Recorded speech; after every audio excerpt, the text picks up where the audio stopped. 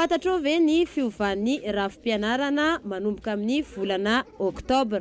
Raha ny fahazahoko anazy ny rafim-pampianarana mbola tsy miova fa ny fanjakana manana eritreritany azy fa ny fidirana ny fotoam-pianarana zany no fantatro hoe vainy tsikelikely aloha hatreto. Tena tsy fantatro. Fantatro mihitsy le fiovan'ny rafim-pampianarana amin'ity taona ity. Tsy fantatro. Haiko le fiovan'ny rafim-pianarana amin'ny oktobra fa mbola tsy hay hoe ampiarina tokoa le sa tsy ampiarina. Ohatra mbola tsy mahafantatra satria le izy ohatrany somary tsy aparitaka tsara le izy ren'ny ankizy sy ny ray aman-dren'ny ankizy sy ny rehetrarehetra tokony hampiasa le fampianarana dia hatreto aloha mbola tsy mahafantatra hoe miova ny fotoam-pianarana amin'ny oktobra.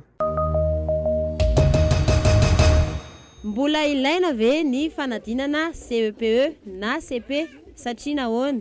Tena mbola ilaina mihitsy ny fanadinana CP satria ny ankizy kely ohatrany sarobidy amin'ny ankizy kely ny diplôma. Iny zany mba diplôma voalohany anazy. Raha sahala amiko aloha zany dia raha ohatra hoe hitady asa raha ohatra CP diplôma anao tsy ahitana asa le CP tsisy hoe andeha hitady asa ianao dia hoe hitady diplôma na CP zany tsy ahitana asa. Tsy ilaina ny CP satria ambany loatra ny tahan'le CP par rapport amin'ny BPC zany ny tena ilaina raha eto amin'ny firenena misy antsika hatramin'izao aloha. Ilana ny CP satria io zany no fototra ny fianaran'ny ankizy indrindra. Ilaina ny CP satria diplôma amin'ny ankizy. Ilaina ny CP satria diplôma voalohany. Ilaina ny CP satria diplôma. Samy manokana indray aloha dia tsy tokony hofanana ny fanadinana CPE satria iny zany mba bazy hoentin'ny ankizy miainga nefa ny aty ambany dia efa tapahanao sahady le mba diplôma kely mahafatifaty azy aty ambany aty. Ilaina tsy maintsy hagnano CP foanao vao avy amin'ny 6e zany. Tsy haiko boka, tsy haiko tegna tsy haiko fanazava. Ampy ho an'ny zanatsika ve ny sekoly fahadimy dia mijanona mianatra? Efa ampy hoentiny miresaka aloha zay hoe manisa sy miresaka fa raha hoentina miaina amin'ny fiainana zany fanadinana diplôma 7e zany tsy ampy zany satria mila manana fahaizana bebe kokoa zany ny ankizy. Tena tsy tokony ho ampy aloha satria raha hoe olona manana CP ary zao sahirana be raha ohatra hoe ataoko hoe manana CP zao anao no hitady asa tsisy asa miosazany le CP nefa raha ohatra tsy anana zay vao may sahirana inona zany no tokony ho atao. Tsy ampy ny raha tsy amin'ny taona fahadimy ny ankizy mampianarana satria ambany loatra le fahaizana. Tsy mahantra.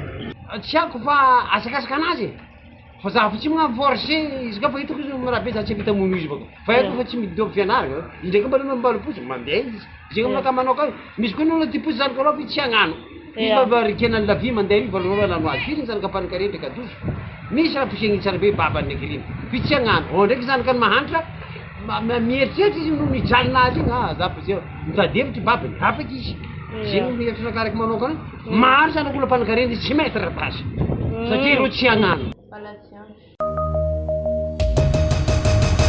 Tokony mbola ilaina any amin'ny sekolim-panjakana ve ny garaboly satria nahoana?